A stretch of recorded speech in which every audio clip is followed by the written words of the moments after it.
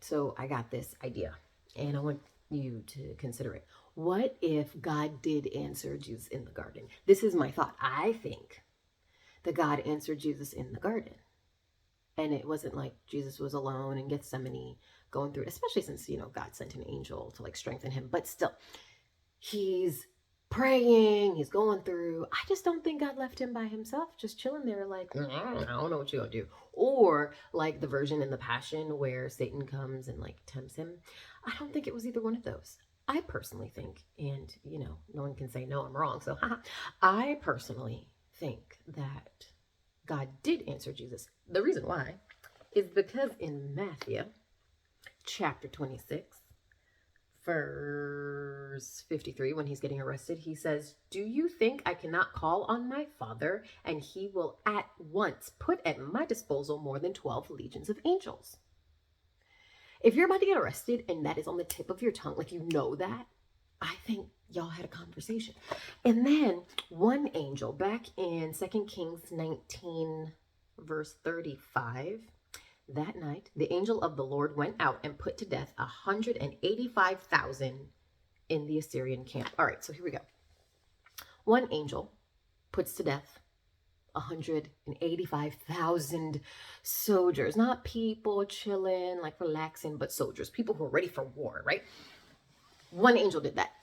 I heard somewhere, if it's wrong, oh well. I heard somewhere that a Roman legion back then was 6,000 soldiers. So 6,000 times 12 is 72,000. So 72,000 capable of doing what that one angel did would kill more than 13 billion people. We have 8 billion on the planet now.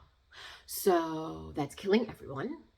And then 5 billion more other people, just for the heck of it. So Jesus knew that. Jesus knew that he could wipe out the entire earth at that time, probably twice over. He knew it when he was getting arrested. I don't think that was just, something that popped up in his mind on his own. I think him and God were having a conversation.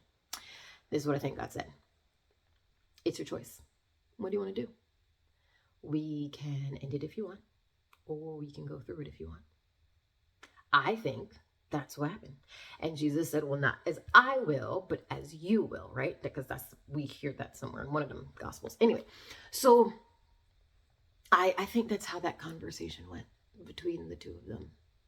And in John, I think it's 10:10 or around there, Jesus talks about the fact that he lays down his life and no one takes it from him, but he lays it down of his own accord. So for me, that's like, well, Jesus chose. In all of this, Jesus chose. And if Jesus chose in all of it, then in the garden, Jesus also chose. And I think God was there helping him to choose and like literally put in his part. Like, yo, we can wipe them all out.